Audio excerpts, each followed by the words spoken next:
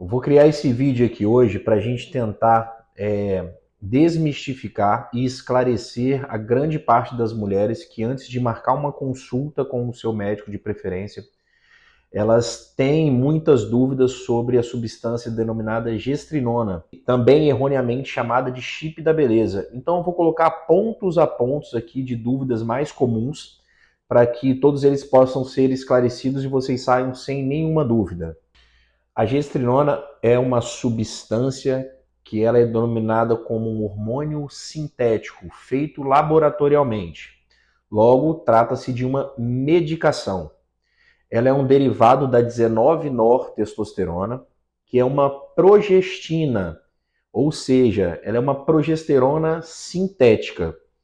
Assim como outras progesteronas sintéticas existem e vocês estão muito acostumados a ver, que é o levonorgestrel, que está contido no DIU de Mirena, e também o etonorgestrel, que está incluído no Implanon. Então, trata-se de uma medicação. Então, vamos lá. Quais são os benefícios que vêm além do tratamento ginecológico?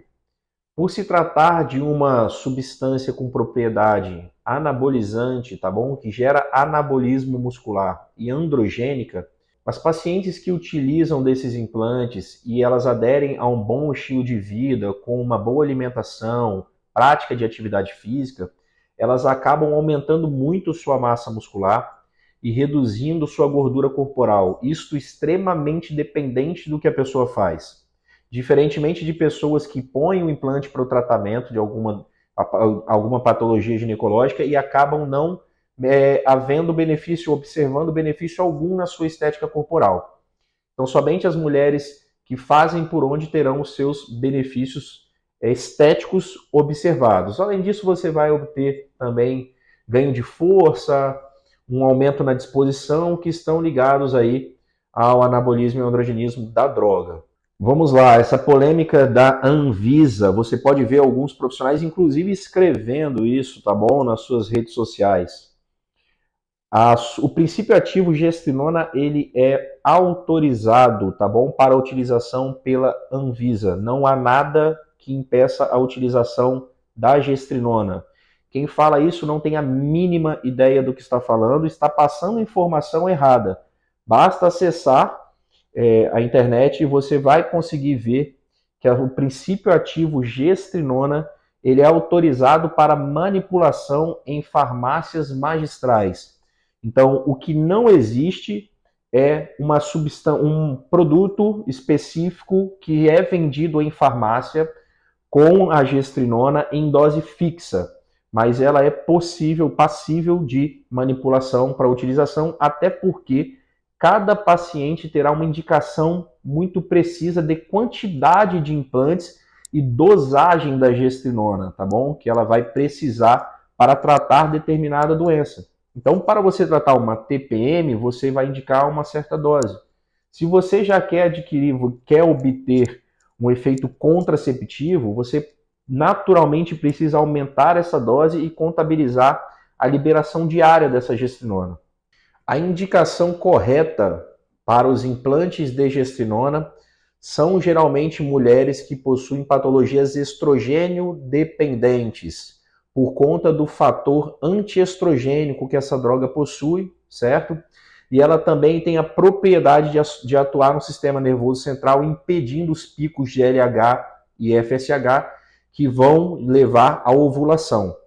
Quais são as doenças que estão relacionadas à utilização de gestrinona? As mais comuns são endometriose, são mulheres que geralmente têm alterações do fluxo menstrual, com dores, tá bom, na região pélvica, um sangramento às vezes por longo tempo e de alta intensidade, pacientes com miomas uterinos, mulheres com sangramento uterino disfuncional, e também mulheres que sofrem muito com síndrome pré-menstrual, também conhecida como TPM. Então nós conseguimos melhorar tanto enxaquecas, cólicas, todos os sinais relacionados ao ciclo menstrual que incomodam essa mulher. Então estão aí as principais indicações, e as indicações para a utilização dessa substância sempre deve ser ginecológica. Os efeitos adversos mais comuns da utilização dos implantes de gestinona, eles estão ligados ao seu poder androgênico. Assim como nós vemos benefício numa medicação, nós também vemos o poder de gerar efeitos adversos e efeitos colaterais. Quais são os principais? Os principais efeitos colaterais eles estão relacionados ao poder androgênico da droga e geralmente eles são maior possibilidade de queda de cabelo, aumento da oleosidade da pele podendo gerar mais acnes, hipertrofia do clitóris e engrossamento da voz, assim como crescimento de pelos, tá bom? Em regiões que não são comuns o crescimento.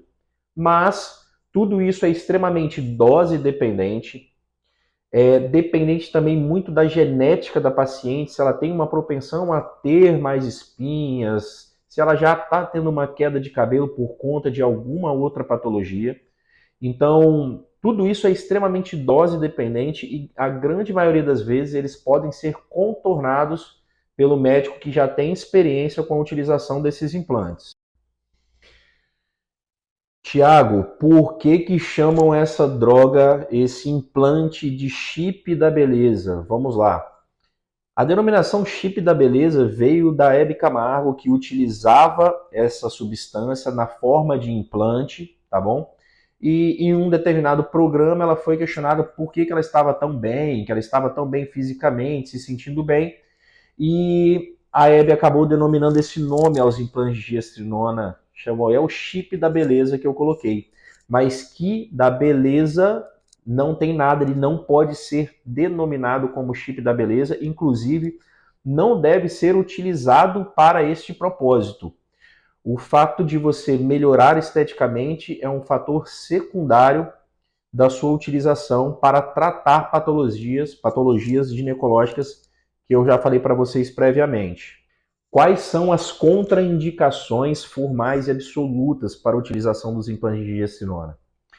Então vamos lá, nós temos o primeiro, que são pacientes gestantes, elas possuem contraindicação absoluta para a utilização.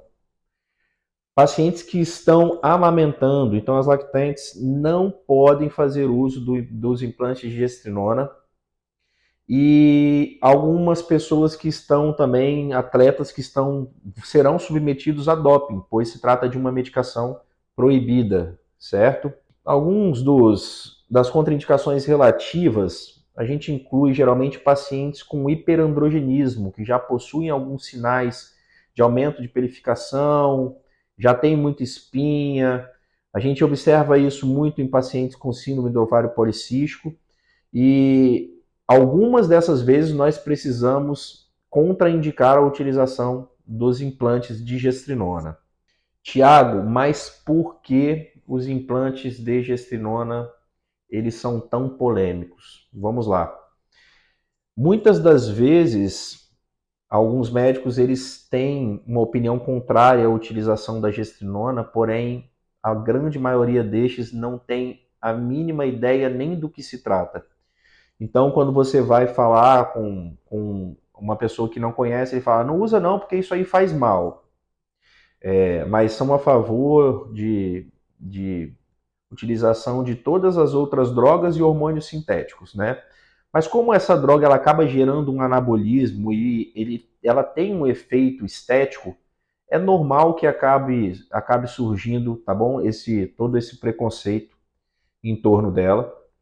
E nós temos alguns profissionais também que acabam utilizando essa substância de forma inadequada a ponto de você chegar a ver em alguns locais clínicas de estética anunciando, coloque aqui o seu chip da beleza por tantos reais. E não deve ser assim. A indicação é médica e ginecológica, certo? Para patologias geralmente estrogênio dependentes. Então é normal a polêmica que gira em torno de alguma substância que acaba gerando benefício estético. O que mais atormenta as mulheres no momento de marcar uma consulta e que elas têm interesse no implante é saber, doutor, quanto que custa a colocação de um implante de gestrinona? A gente recebe muito essas perguntas. Eu que faço implantes há aproximadamente 4 anos, eu recebo essa pergunta pelo menos todos os dias. Então vamos lá. Primeiramente, os implantes eles podem variar de custo. Eles podem ir de um valor muito baixo até um valor muito alto, isso vai depender de inúmeras variáveis. A primeira variável que nós vamos considerar vai ser a indicação. Para que eu estou utilizando esse implante de gestrinona? Eu quero tê-lo como método contraceptivo, eu vou precisar de uma dose X. Eu quero tê-lo como uma forma de controlar um fluxo menstrual por conta da presença de um DIU de cobre ou um DIU de Cailena que está gerando escape, será uma outra dose.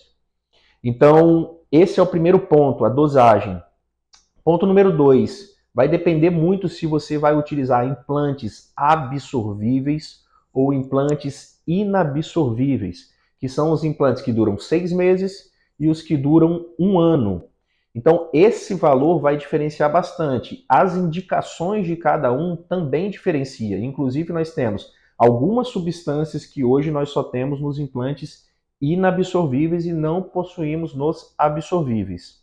E o terceiro ponto, e claro, é quanto que esse médico estará lucrando com esse implante. Quanto que esse médico dedica do horário da sua clínica para o acompanhamento dessas pacientes. Ele disponibiliza um profissional para acompanhamento direto e semanal dessas pacientes. Ele dá o retorno para avaliação dessa paciente. Tudo isso vai estar incluído no valor e na mão de obra, que é certamente o que mais vai variar. Então é impossível nós determinarmos valores exatos para implantes de gestrinona. Também falo o valor médio, não existe valor médio. Vai depender do que você vai tratar, do implante que nós vamos escolher, das associações que podem existir. Nós podemos, por exemplo, ter uma mulher com uma redução da libido e ela está na menopausa e ela precisa utilizar outros hormônios que não a gestrinona, então é um implante diferente. Nós precisamos, às vezes, associar a gestrinona a uma outra progestina, como a ciproterona, para evitar efeitos colaterais. Isso vai aumentar o valor de um implante. Muitas vezes nós precisamos associá-lo também a uma testosterona por conta de uma redução drástica da libido dessa mulher. Então, tudo isso vai alterar o valor do implante, certo? Então, espero que eu tenha conseguido esclarecer a maior parte das dúvidas e estamos à disposição para ajudá-los.